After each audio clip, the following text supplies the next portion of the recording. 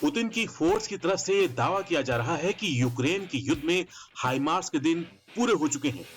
रूस को यह पता चल गया है कि हाइमार्स मल्टी रॉकेट सिस्टम -20 डिग्री तापमान में काम करना बंद कर देता है। यानी ठंड बढ़ी तो हाइमार्स रॉकेट सिस्टम पूरी तरह जाम हो जाएगा। -20 डिग्री का मतलब है ऐसी ठंड जब मशीन तक जम जाती है। यह हाइमार्स का पासवर्ड हैक करने जैसा है और पुतिन ने ऐसा करके ज़ेलेंस्की को बहुत बड़ी टेंशन में डाल दिया है। इसका मतलब यह है कि ठंड बढ़ते बढ़ते हाइमार्स एक सिटिंग डक बनकर रह जाएगा।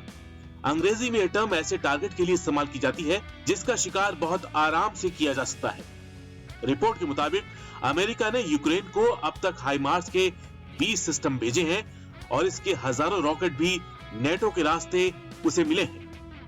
रूस की तरफ से ऐसा दावा किया जा रहा है कि उसने हाइमार्स रॉकेट सिस्टम का तोड़ निकाल लिया है। हाइमार्स को रोकने के लिए कोई नया एयर डिफेंस सिस्टम नहीं, बल्कि एक नया सॉफ्टवेयर तैयार किया गया है जिससे रूस ने अपने एयर डिफेंस सिस्टम को अपग्रेड कर दिया है। यह सॉफ्टवेयर अब हाइमार्स के रॉकेट को रोकने में ज्यादा सटीक साबित हो रहा है। यह हाइमार्स के रॉकेट की ट्रेजेक्टरी यानी उसके फ्लाइट पाथ को ज्यादा बेहतर तरीके से ट्रैक करके उसे रोक सकता है।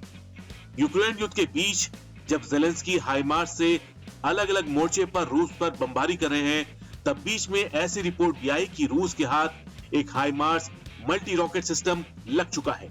इसके बाद रूस ने इस सिस्टम को बारीकी से देखा और उसकी खूबियों और कमियों को बहुत अच्छी तरह परखा और फिर जो बात सामने आई उसने रूस को चौंका कर रख दिया। रूस ने हाइमार्स के रॉकेट को भी जांचा परखा। उसके रॉकेट के हिस्से रूस के लैब में भेजे गए। उसे बहुत चौंकाने वाली बात सामने आई। हाइमार्स का रॉकेट माइनस तापमान के बाद दिक्कत करना शुरू कर देता है और रिपोर्ट है कि -15 से 20 डिग्री पर यह रॉकेट काम ही नहीं करता। इसलिए ज़ेलेंस्की को फिक्र इस बात की है कि जब तापमान -20 डिग्री का होगा तो हाइमार्स का इस्तेमाल वो कैसे करेंगे। यूक्रेन के कई हिस्सों में सर्दी के दौरान तापमान -25 से 30 डिग्री तक चला जाता है और यही वो वक्त होगा जिसका पुतिन को इंतजार है। जब पूरा यूक्रेन बर्फ से घिरा होगा तब हाइमार्स के लिए रॉकेट फायर करके अपनी पोजीशन बदलना भी आसान नहीं होगा और ऐसे में ये रूस के जवाबी हमलों का टारगेट बन सकता है।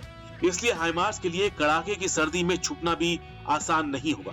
कह सकते हैं कि हाइमार्स का जो पासवर्ड पुतिन ने क्रैक किया है उसको रिस्टोर करना ज़ेलेंस्की के लिए बहुत मुश्किल हो गया है।